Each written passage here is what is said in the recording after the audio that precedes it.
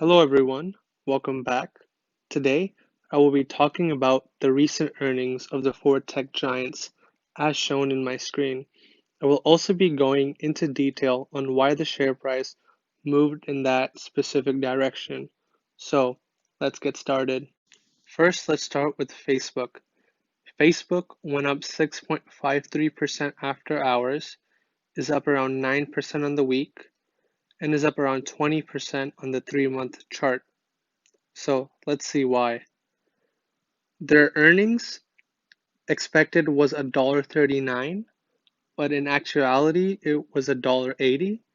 The expected revenue was 16.9 billion, but they crushed that with a whopping 18.7 billion dollars.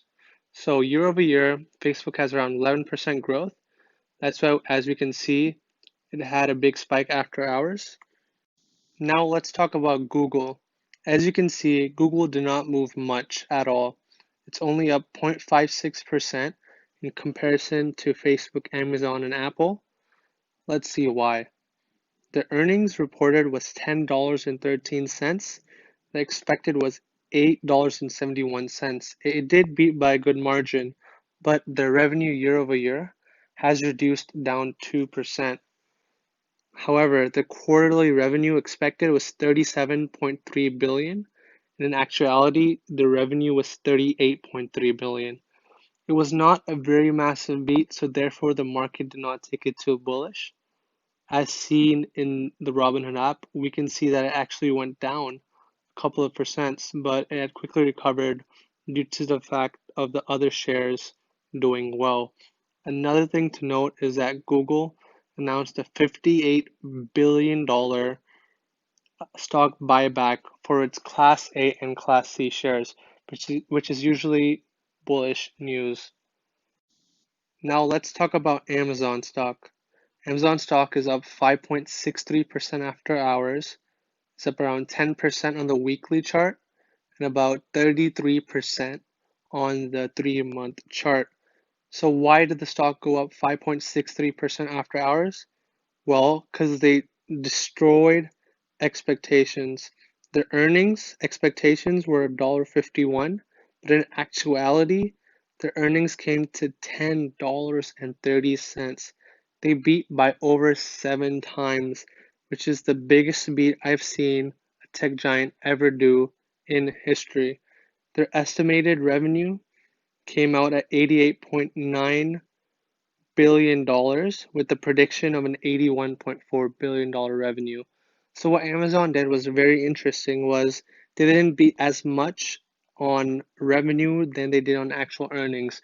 So this shows that their margin is getting better. They actually beat margin expectations by 56%.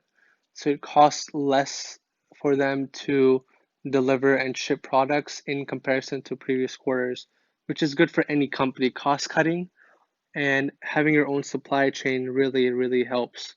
So between the four stocks, Amazon beat the most, and I believe it has the most room to grow, even though it is already up 70% on the year.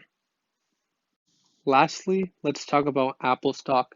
It is up around 5.75% after hours, up around 12% on the week, and up around 40% on the 3-month chart. Let's see why it had such a big move after hours. Their earnings expected was $2.07. However, in actuality, they had an earnings of $2.58. Their expected revenue was at $52.5 billion, and in actuality, their revenue was closer to $59.7 billion. So I was looking through the earnings and I noticed two things that were very interesting. First, they will be offering a 1-to-4 split, meaning that every Apple share now will become 4 in the future. So if you were to buy Apple at $400, essentially in a few weeks, if the price stayed the same, you would get 4 shares at $100. So it doesn't affect the stock price. Second, their iPhones will be delayed by a couple of weeks, which is not the best news, but at least they are not canceling the program outright. So that's very bullish news for the stock. In terms of the stocks that I would buy out of these four, I have these already ranked in order. I would do Amazon number one. Apple number 2, Google number 3, and Facebook number 4.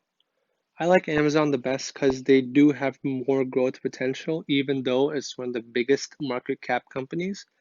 It did beat their earnings on the top and bottom line, which is very impressive for a very big growth company.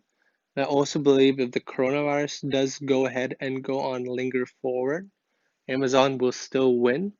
Second, I have Apple. I believe they are a bit undervalued, but not too much in terms of a growth stock.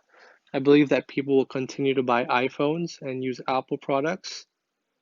And the reason why I have Google and Facebook 3 and 4 is that I'm still a little skeptical of the ad market. Ad revenues have dropped around 30 to 40%, and the cost of posting ads have dropped significantly. So there you have it, folks. I am invested in all four of these companies, but I am looking to increase my positions in Amazon and Apple. Thank you guys for watching and have a good day.